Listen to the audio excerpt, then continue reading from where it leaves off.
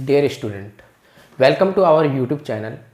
और होप करता हूँ कि आप स्टडी के लिए डेली टाइम निकाल रहे होंगे और जब भी स्कूल खुलेंगे तो आपको बहुत अच्छा महसूस होगा कि आपने इन दिनों बहुत अच्छे से पढ़ाई की है लगातार।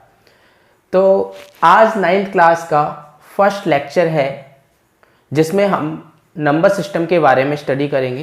तो हमारा चैप्टर फर्स्ट नंबर सिस्टम, इसमें हम बेसिकली आज इंट्रोडक्शन की बात करेंगे और इंट्रोडक्शन क्लास आपके लिए बहुत ज़्यादा इम्पॉर्टेंट है और रैशनल नंबर को टारगेट करेंगे। तो नंबर सिस्टम बहुत ज़्यादा ही इम्पॉर्टेंट है आपके लाइफ में, क्योंकि आज तक आपने जब भी मैथ्स पढ़ा है तो नंबर्स में डील किया है और आगे भी आप स्टडी करोगे तो नंबर्स में डील करोगे, क्योंकि without number maths is not possible. तो आज हम अपना फर्स्ट लेक्चर स्टार्ट करते हैं नंबर सिस्टम, तो बने रहें। तो नंबर सिस्टम में अगर मैं आपसे बात करूं कि आपने कौन कौन से टाइप के नंबर सिस्टम के बारे में नंबर के बारे में पढ़ा है, जैसे even number, even number, odd number, whole number, natural number, rational number,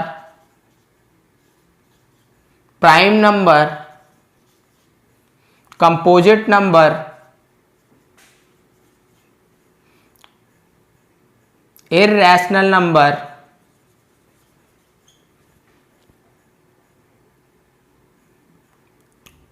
co prime numbers,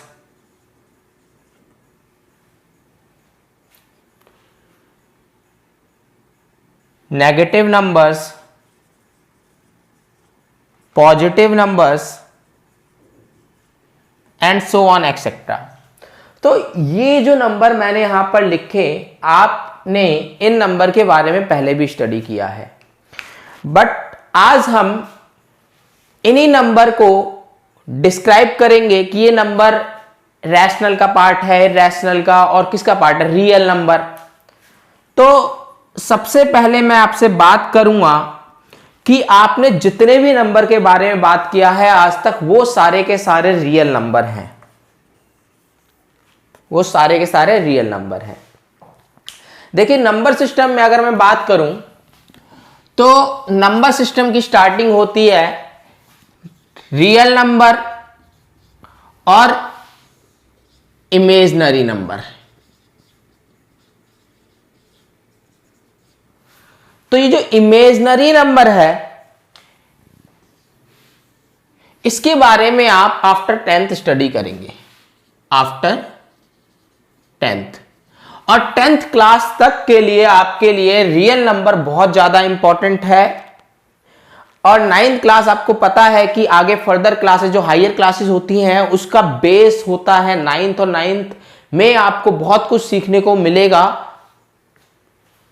तो जो भी हम पढ़ेंगे वो पढ़ेंगे रियल नंबर के बारे में।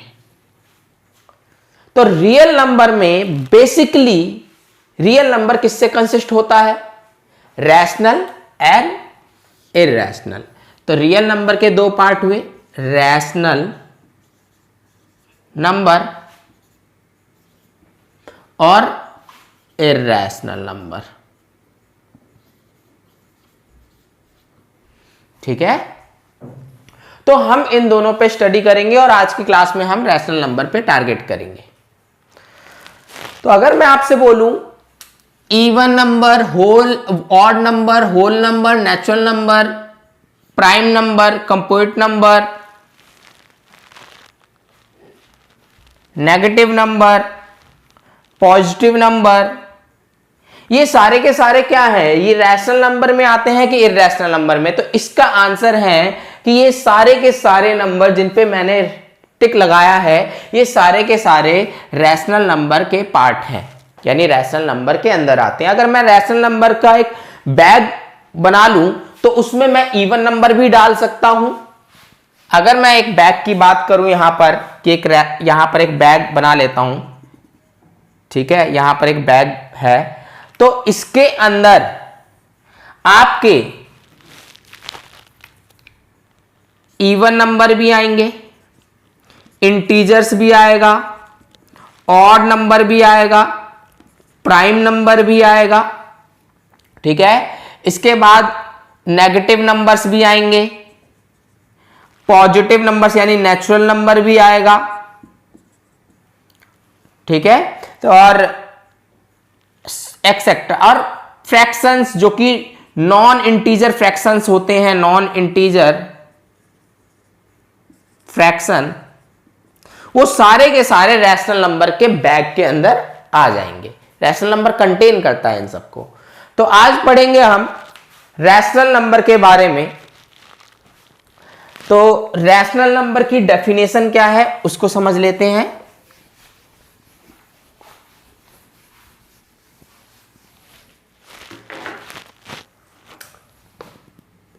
रैशनल नंबर की डेफिनेशन क्या है? अ नंबर या any number can be expressed in P by Q form.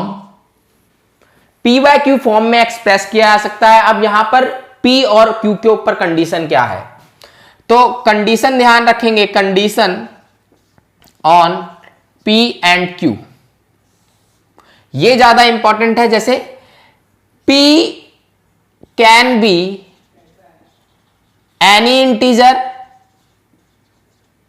ठीक है, और Q can be any integer except 0।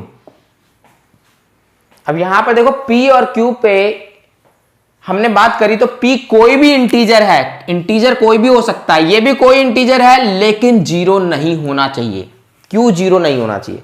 अब बात करते हैं जैसे कुछ एग्जाम्पल्स की। अब आपके दिमाग में आएगा ये P और Q इस फॉर्म में कैसे, यानी यहां पर P बाय Q अगर मैंने लिखा तो P पार्ट है हमारा न्यूमरेटर, ये एक फ्रैक्शन को डिनोट कर रहा है, और P पार्ट है हमारा न्यूमरेटर, और Q पार्ट है हमारा डिनोमिनेटर।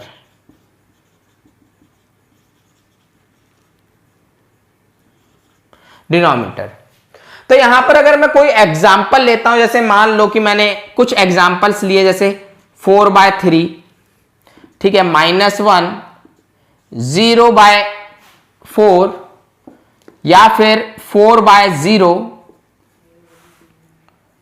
और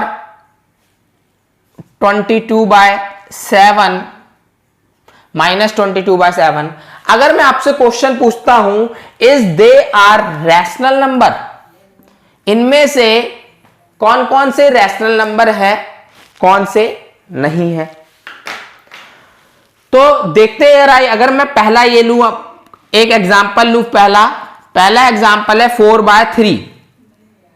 तो 4/3 हमारा जो एग्जांपल है, इसमें जो P है हमारा वो है 4, यानी जो न्यूमरेटर पार्ट है, अगर इसमें से आपसे पूछूं मैं कि P क्या है और Q क्या है, तो अगर मैं बात करूं P क्या है, तो P यहां पर है, P है हमारा 4, और यहां पर मेन इंपॉर्टेंट टॉपिक है आपका इंटीजर पे अभी बात करेंगे। तो 4 एक इंटीजर है, और Q भी 3 है हमारा, और 3 इज नॉट इक्वल टू 0, यानी 3 जो है वो 0 के बराबर नहीं होता, 3 भी हमारा एक इंटीजर है। तो इसका मतलब हम कह सकते हैं therefore 4/3 is a rational number, 4/3 is a rational number. अब वही मैं सेकंड की बात करूं, यानी -1। अब -1 आपके दिमाग में आएगा, भाई -1 के नीचे क्या है, तो -1 जब किसी भी नंबर के डिनोमिनेटर में कुछ शो नहीं होता है, तो यानी वहां पर 1 है। तो यहां पर P हो गया हमारा -1, तो -1 एक इंटीजर है, Q हो गया हमारा 1, और 1 भी एक इंटीजर है जो कि 0 के बराबर नहीं है, तो हम यहां पर कह सकते हैं -1 is also a rational number. तो -1 भी रैशनल नंबर है, जिसको हमने देखा -1/1 की फॉर्म में, जिसको देखा हमने -1/1 1 की फॉर्म में। अब बात करते हैं 0 और 4 की। तो यहां पर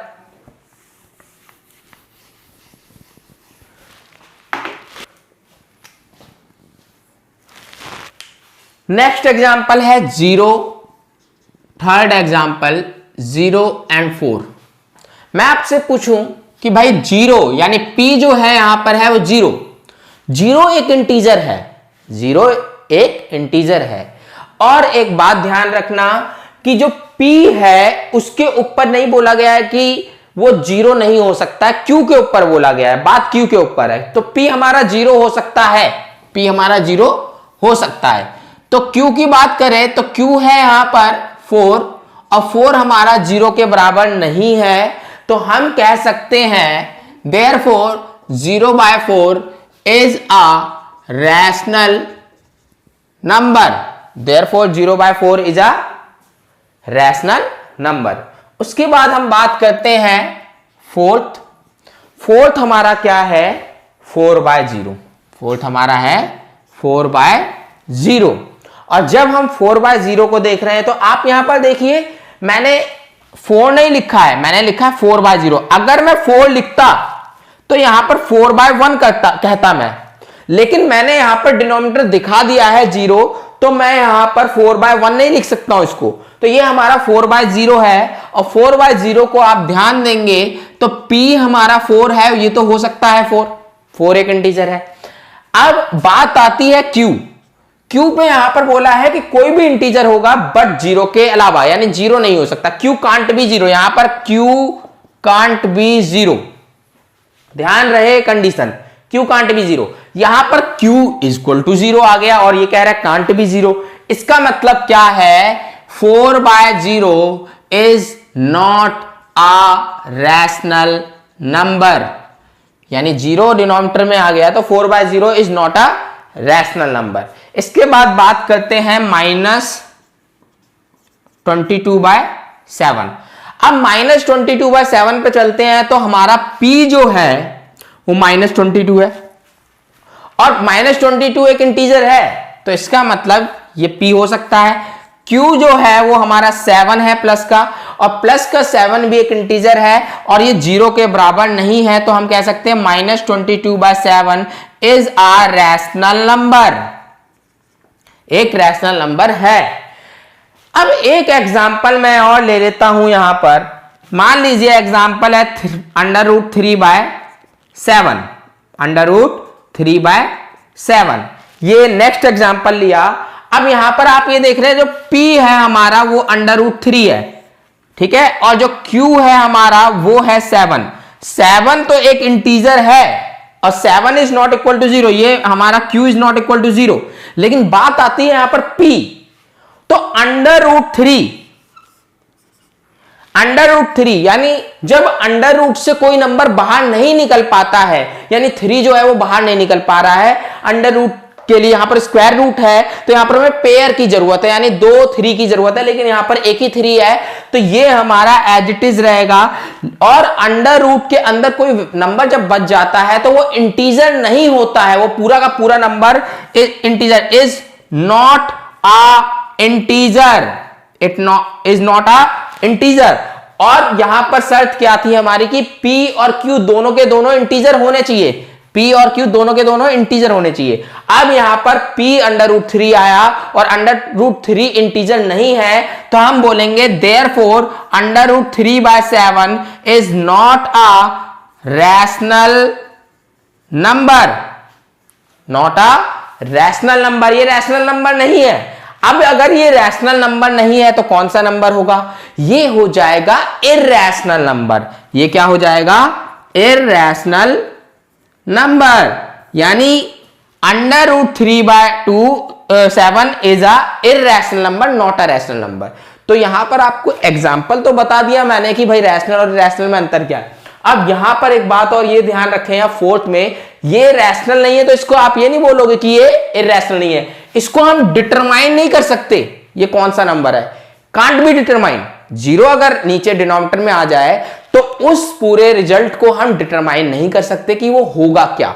तो इसके बारे में हम कुछ नहीं कह सकते, लेकिन ये जो मैंने लिया एग्जांपल, तो इसके बारे में हमने कहा कि ये एक इररेशनल नंबर है क्योंकि रैशनल नहीं हुआ, ठीक है, और डिनोमिनेटर में जीरो भी नहीं है। तो अभी तक तो आपको एग्जाम्पल से क्लियर हो गया होगा कि कौन से नंबर रैशनल में आते हैं, कौन से नंबर इररेशनल में आते हैं। अब यहां पर इंपॉर्टेंट पार्ट ये है कि जो यहां पर इंटीजर का यूज हुआ, जो यहां पर इंटीजर वर्ड का यूज हुआ, इसको ब्रीफ में समझा जाए कि इंटीजर एक्चुअली है क्या। तो अगले टॉपिक पे बात करते हैं हम इंटीजर पे। इंटीजर क्या है आपका, ठीक है।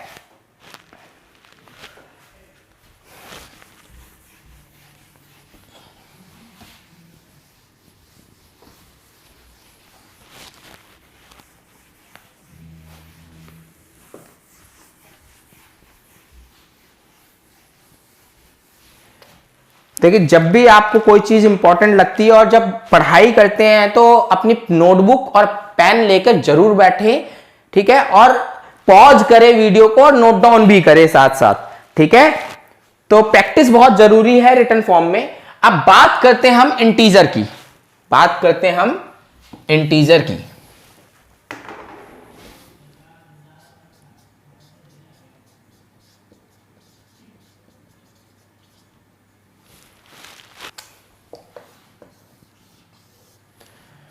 तो इंटीजर बेसिकली है क्या, ये रैशनल नंबर होते हैं सारे के सारे इंटीजर।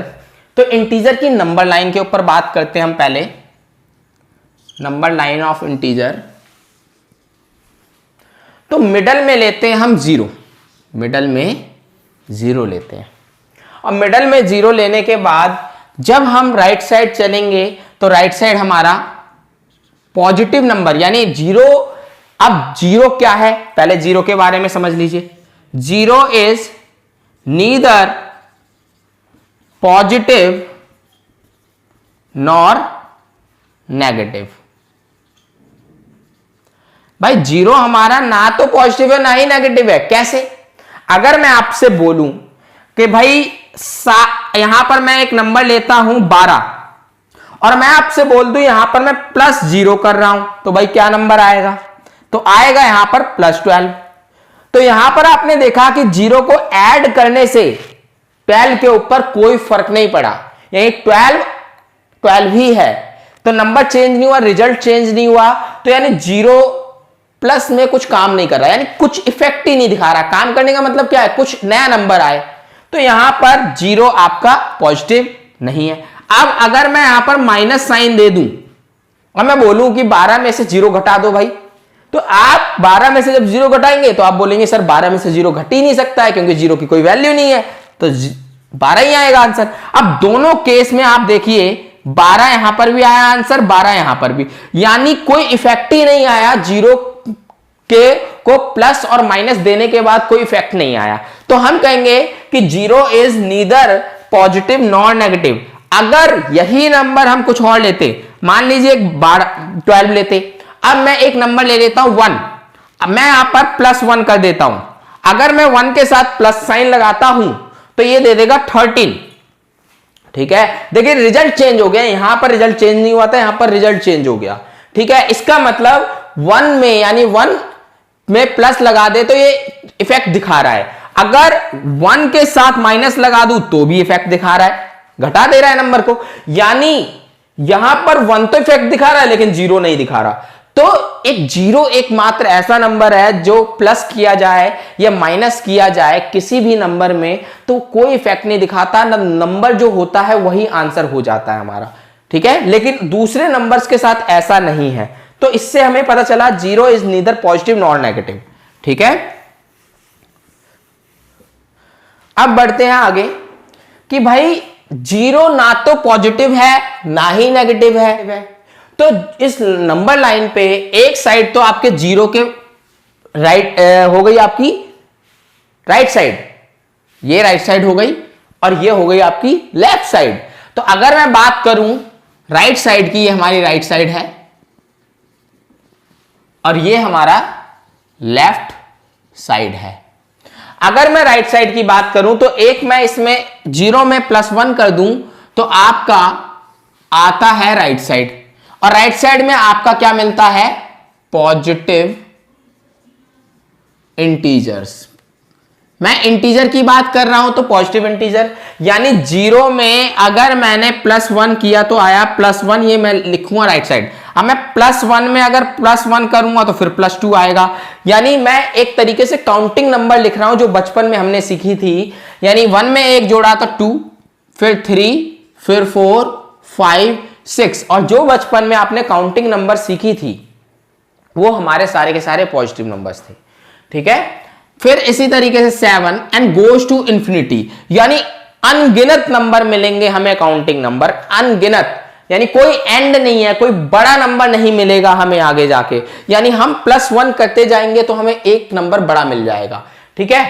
तो यहां पर बात करते हैं अब जीरो से लेफ्ट हैंड साइड जाने की, यानी घटा रहे हैं नंबर। अगर जीरो में -1 किया जाए, जीरो लिया गया -1 किया गया तो -1 आया है, फिर -1 में -1 और कर दिया तो -2 आया। अब नंबर और छोटे बन रहे हैं, नंबर घट रहे हैं, तो यहां से अगर मैं बात करूं तो यहां से हमारे सारे लेफ्ट हैंड साइड में मिलेंगे नेगेटिव इंटीजर्स, नेगेटिव इंटीजर्स। अब नेगेटिव इंटीजर्स हमारे वहां पर हमें साइन दिखाने की बहुत जरूरत है।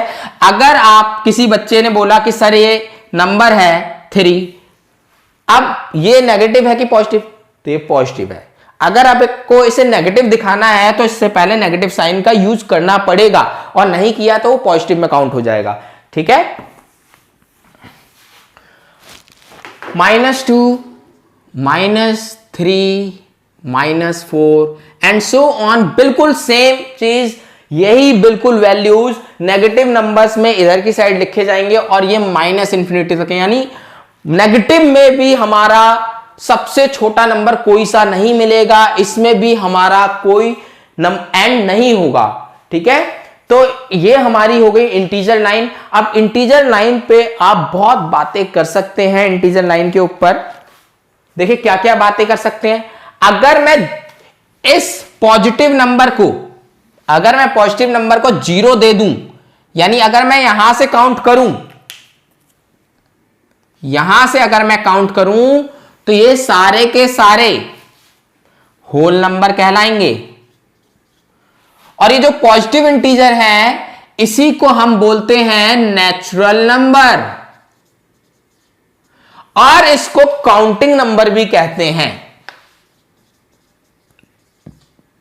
Counting number. तो 3 नाम से जाना गया, positive integer, natural number, counting number. ये हमारा होल नंबर है अगर 0 दे दिया गया तो। अब बात करते हैं इधर कि भाई ये हमारे कौन से नेगेटिव इंटीजर कहलाएंगे, ठीक है। इनको हम ये भी बोल सकते हैं नॉन पॉजिटिव,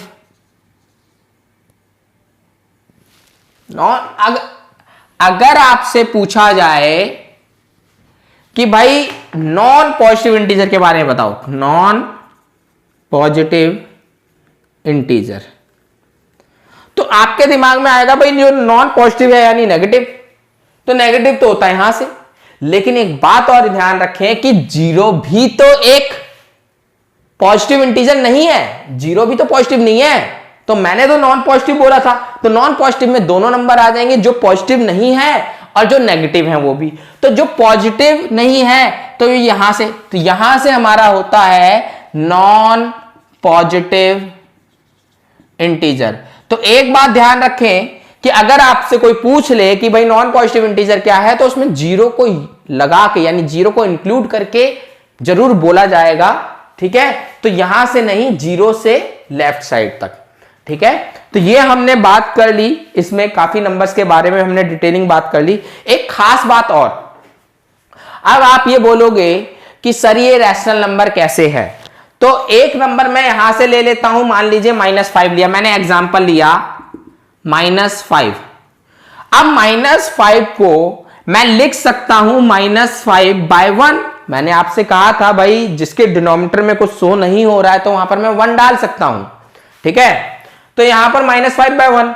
अब इसको अगर मैं देखूं तो यहां पर हमारा p जो है -5, और -5 इंटीजर है, q जो है वो +1 है, +1 एक इंटीजर है और q हमारा 0 के बराबर नहीं है, देयरफॉर हम ये कहेंगे -5 इज अ रैशनल नंबर।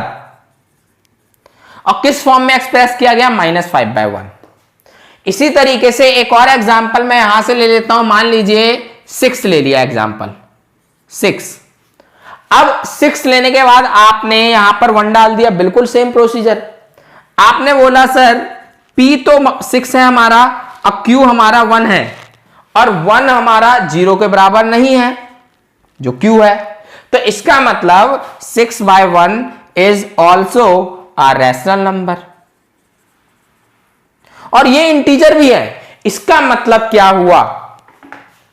इसका मतलब क्या हुआ? सारे के सारे इंटीजर रैशनल नंबर होते हैं, सारे के सारे इंटीजर रैशनल नंबर होते हैं। All integers are rational numbers, सारे इंटीजर्स रैशनल नंबर होते हैं, लेकिन इसका उल्टा सही नहीं है।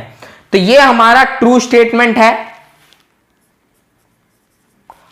ट्रू स्टेटमेंट है। अब 0 को आप ले लो, अगर 0 को भी ले लेंगे तो 0/1। P हमारा क्या है? 0।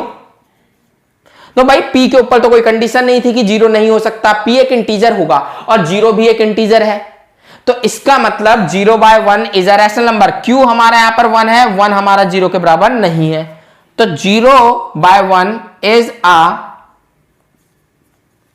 Rational number. बट भाई 0 डिनोमिनेटर में नहीं होना चाहिए, डिनोमिनेटर में नहीं न्यूमरेटर में है, ठीक है, तो ये हमारा रैशनल नंबर है। तो इससे ये पता चल गया। लेकिन मैं आपसे एक स्टेटमेंट की और बात करूं, एक स्टेटमेंट की क्या बात करूं भाई, कि is all rational number are integers? Is all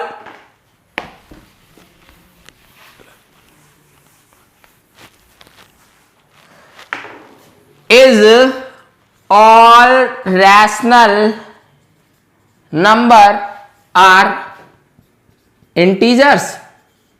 क्या सारे रैशनल नंबर इंटीजर होते हैं? तो देखो इसका आंसर आपके कॉन्सेप्ट में ही छुपा हुआ है। जैसे मैंने अभी तक आपको ये बात करी है कि भाई इंटीजर, जो भी इंटीजर होता है उसके डिनोमिनेटर में कौन सा नंबर होता है? उसके डिनोमिनेटर में होता है 1। उसके डिनोमिनेटर में क्या होता है? 1। अगर मैंने यहां पर 7 लिया, 7 के डिनोमिनेटर में क्या है? 1। अगर मैंने यहां पर 5 लिया, 5 के डिनोमिनेटर में क्या है? 1। अगर मैंने -5 लिया, -5 के डिनोमिनेटर में क्या है? 1। अगर मैं कोई बड़ा नंबर लेता हूं 2301, ये भी एक इंटीजर है, तो इसके डिनोमिनेटर में क्या है? 1। अगर मैं कोई छोटा नंबर लेता हूं 5392, ये भी एक इंटीजर है, भाई छोटा इंटीजर है, लेफ्ट साइड में मिलेगा, तो इसके नीचे क्या है? 1। ये सारे के सारे क्या है? ये सारे के सारे हैं इंटीजर्स, ये सारे के सारे इंटीजर हैं। लेकिन अगर मैं आपसे बात करूं 7/3 की, तो ये इंटीजर नहीं है, it is not a integer, it is not a integer, ये इंटीजर नहीं है, but it is a rational number, but it is a rational number. तो हमने देखा कि ये एक रैशनल नंबर है, लेकिन ये इंटीजर नहीं है क्योंकि डिनोमिनेटर में 3 है, 1 नहीं है। अब इसको सॉल्व नहीं किया जा सकता, सिंप्लीफाइड नहीं किया जा सकता, तो इसका मतलब सारे के सारे रैशनल नंबर इंटीजर नहीं होते। तो हम ये बोलेंगे नो, हमारा आंसर क्या है इसका? No all rational number are not integer. सारे के सारे नहीं होते, कुछ होते हैं। अब ये जो है ये रैशनल नंबर है लेकिन इंटीजर नहीं है, तो इसका आंसर हमें नो मिला। तो ऐसी, अब ये जो स्टेटमेंट बेस्ड क्वेश्चन है ये बहुत इंपॉर्टेंट है आपके लिए, क्योंकि जैसे जैसे पैटर्न चेंज हो रहा है हमें मल्टीपल चॉइस क्वेश्चन आ रहे हैं, एमसीक्यूज आ रहे हैं, और एमसीक्यूज में 1 वर्ड में ये आते हैं, ठीक है, ट्रू फॉल्स में आ सकते हैं, स्टेटमेंट्स में आ सकते हैं। तो ये बहुत बेसिक इंफॉर्मेशन है जो कि बहुत ज्यादा इंपॉर्टेंट है। अब यहां तक तो हमने बात कर ली, अब बात करते हैं भाई ये जो इंटीजर है, ये जो इंटीजर की नंबर लाइन है, इसमें अगर आपसे कोई पूछे भाई 1 और 2 के बीच में क्या है, यानी यहां से लेकर यहां तक इसके बीच में क्या नंबर है, इनके बीच में आएंगे रैशनल नंबर, इसके बीच में पूरे यहां पर आएंगे रैशनल नंबर, जो कि डेसिमल फॉर्म में भी एक्सप्रेस किए जा सकते हैं। ठीक है, तो यानी अगर मैं बात करूं 0.5, अब मैं आपसे पूछूं कि भाई 0.5 आप कहां पर पोजीशन को कहां पर लाए करवाएंगे, तो आप कहेंगे सर इनके बीच में।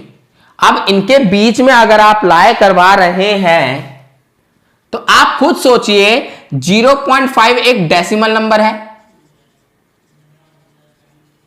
अब इस डेसिमल नंबर का अगर मैं पॉइंट हटाऊंगा तो 5/10, आपको पता है 5/10, इसको मैं और सिंप्लीफाई करूंगा तो यहां पर आएगा 1/2। अब ये बताइए क्या ये 1/2 इंटीजर है? नहीं। क्यों नहीं है? क्योंकि और सॉल्व नहीं हो सकता और डिनोमिनेटर में हमारा 2 है। तो इसका मतलब क्या हुआ, ये एक रैशनल नंबर है जो कि इसके बीच में लाया कर रहा है, तो इसके बीच में अनगिनत रैशनल नंबर लाया कर सकते हैं। उसी तरीके से एक एग्जांपल देखिए, अगर मैं आपसे बात करूं भाई 25/5 कहां लाया करेगा, तो सबसे पहले आप इसको सिंपलेस्ट फॉर्म में कन्वर्ट करेंगे। ऐसे नहीं बता सकते आप। सिंपलेस्ट फॉर्म मतलब आप इसका डिवीजन करेंगे और डिवीजन करने पर 5 1 जा, यानी आप इसको डिवाइड करेंगे 5 1 जा 5, 5 5 जा 25, तो आगे रिमाइंडर 0, रिमाइंडर क्या आ गया 0। तो इसका मतलब ये 5 से आ रहा है, इसको मैं लिख सकता हूं 5/1, और 5/1 यानी डिनोमिनेटर में 1 है, तो क्या मेरे को 1 दिखाने की जरूरत है? मेरे को 1 दिखाने की जरूरत नहीं है। यानी 5/1 इज 5, और 5 तो ये रहा, 5 हमारा ये रहा। ठीक है, तो आप ये मत बोलना कि 25/5 भाई वो डेसिमल में यानी इसके बीच में आएगा। पहले आप एग्जैक्ट उसको कैलकुलेट करेंगे, कैलकुलेट करने पर 5 आ रहा है, उसके बाद आप उसकी पोजीशन देखेंगे, ये तो खुद ही इंटीजर है, 5 इज ऑलरेडी इंटीजर, तो खुद ही एक इंटीजर है, इसका मतलब 25/5 इज 1। इसका असली रूप क्या है वो आपको कैलकुलेट करना है पहले, समझ रहे हैं आप? ठीक है, तो अब मैं अगर आपसे पूछूं 5/6 के बीच में अनगिनत रैशनल नंबर, इसके बीच में अनगिनत रैशनल नंबर, यानी हम रैशनल नंबर की पोजीशन फाइंड आउट कर सकते हैं कि वो किन दो रैशनल नंबर, किन दो इंटीजर के बीच में लाया कर रहा है। अब मैं आपसे पूछता हूं भाई -1.5 कहां लाया करेगा, तो भाई आपका आंसर होगा सर -1.5 जो है वो -1 से छोटा है, -1 से छोटा है, और -2 से बड़ा है। तो -2 से बड़ा मतलब इधर, -1 से छोटा मतलब इधर, तो इधर लाया करेगा -1.5। अब -1.5 को अगर आप रैशनल नंबर में कन्वर्ट करेंगे तो ये हो गया, ये 5 3 जा 5 2 जा -3/2। तो इसका आंसर ये हमारा क्या है एक्चुअल में -3/2, और -3/2 क्या है, एक रैशनल नंबर है, इंटीजर नहीं है। ये दो इंटीजर के बीच में लाया कर रहा है। तो समझ में आया आपको कि सारे इंटीजर रैशनल नंबर होते हैं, सारे के सारे रैशनल नंबर है, लेकिन सारे के सारे रैशनल नंबर इंटीजर नहीं होते हैं। ठीक है, तो ये हमने स्टडी किया है इंटीजर्स के नंबर लाइन पे। अब हम कुछ क्वेश्चंस के ऊपर बात करते हैं।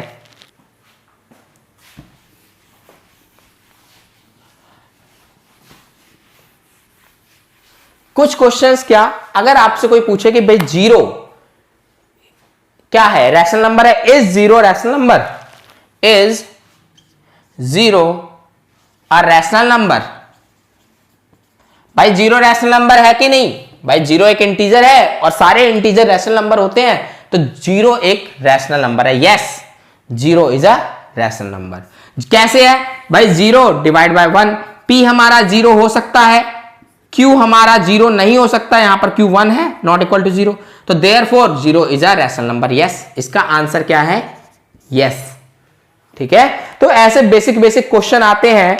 अब एक क्वेश्चन और करवाता हूं कि अगर आपसे बोला जाए कि दो इंटीजर्स के बीच में 5 रैशनल नंबर निकालो, जैसे 2 और 3, यानी 3 ले लो, find 6 rational number between 3 and 4। भाई 3 और 4 के बीच में 6 रैशनल नंबर निकालने, 6। तो आप इसको समझो, आप ये देखो ए ले लो, इसे ले लो बी, इनके बीच में 6 रैशनल नंबर निकालने।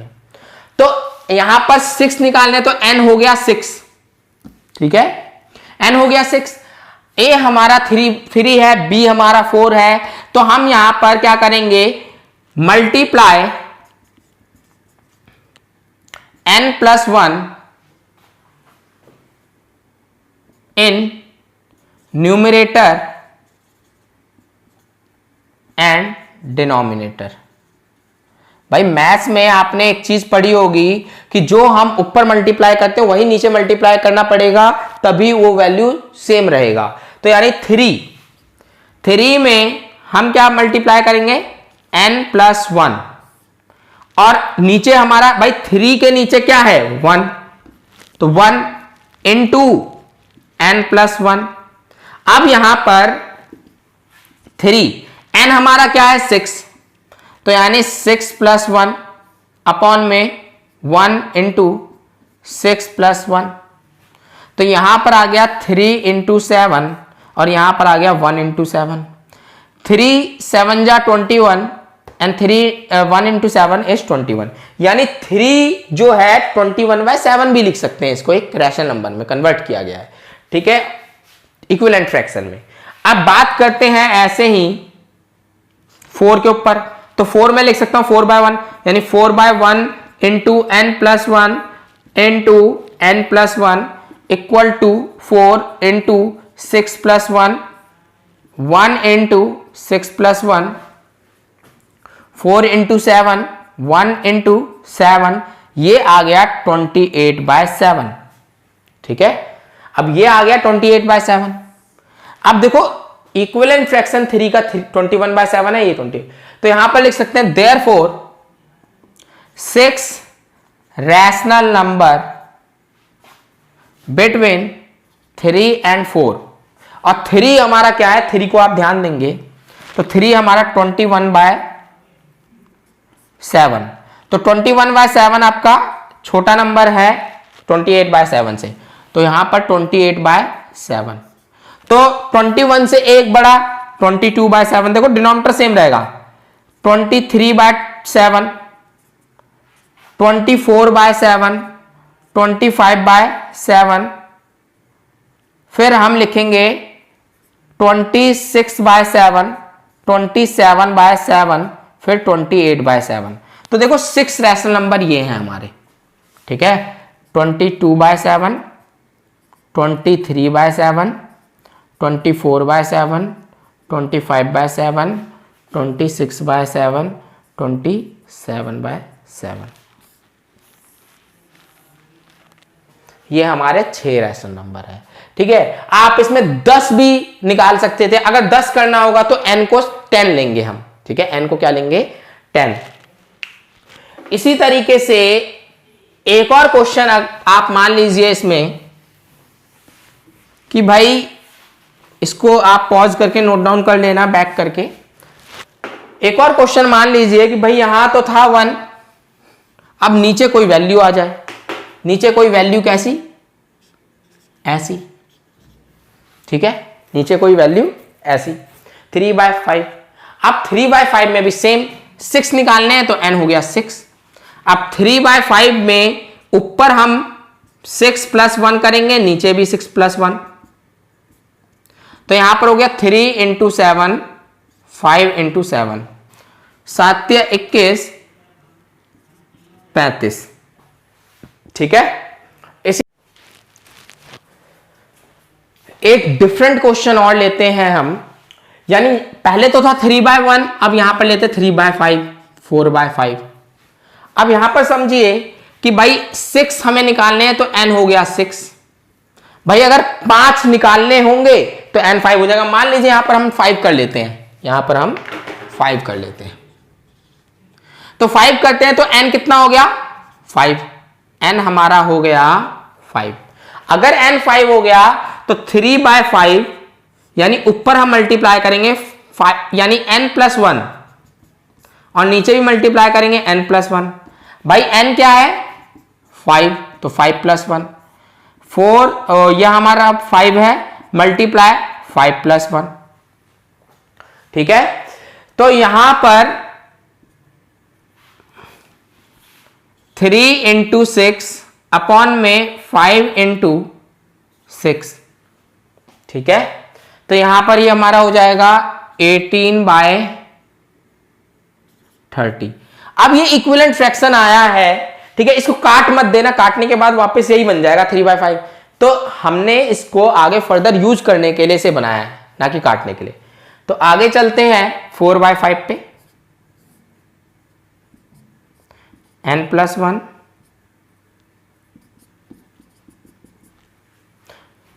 अब यहां पर 4/5 5+1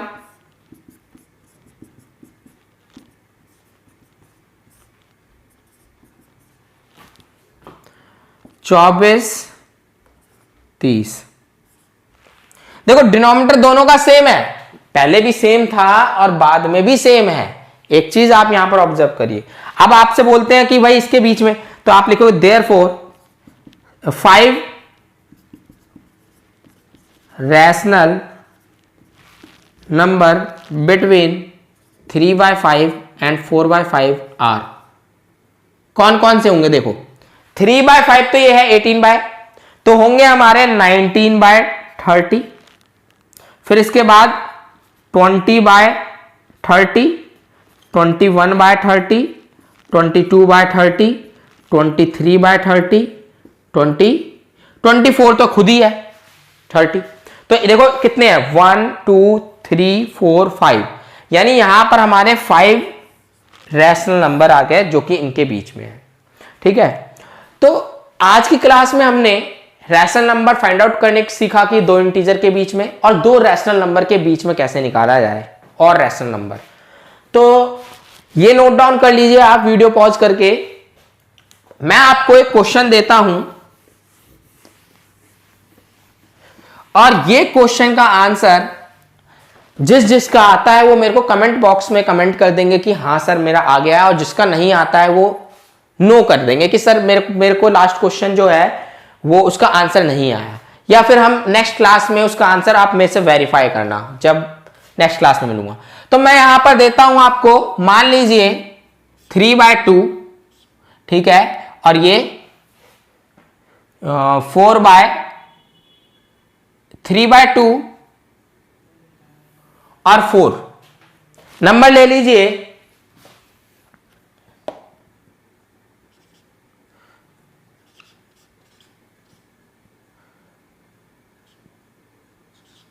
नंबर है 2/3 एंड 4/5। तो आपको 5 रैशनल नंबर निकालने हैं 2/3 एंड 4/5। यहां पर n भी हमारा क्या रहेगा 5। तो अब यहां पर डिनोमिनेटर सेम नहीं है, तो ये क्वेश्चन मैं आपको होमवर्क के लिए दे जा रहा हूं और एनसीईआरटी की फर्स्ट एक्सरसाइज आप लगा लेना, ठीक है, और कंटिन्यूअस मेहनत करो आप, ताकि आप जब भी स्कूल खुले या जब भी एग्जाम आए तो आपको स्ट्रेस फील ना हो, आप अंडर स्ट्रेस ना रहो, आप कॉन्फिडेंट फील करो। तो उसके लिए मैंने आपको हर दिन एक लेक्चर शेयर करूंगा एक फिक्स टाइम पे, ठीक है, तो आप इसको नोट डाउन कर लीजिए। और तो मिलेंगे नेक्स्ट क्लास में नए कॉन्सेप्ट के साथ, इररेशनल नंबर के बारे में डिस्कस करेंगे वहां पर, और जो लास्ट क्वेश्चन मैंने आपको शेयर किया है उस क्वेश्चन के सॉल्यूशन के ऊपर भी बात करेंगे। तो आप प्रैक्टिस करिए घर पे।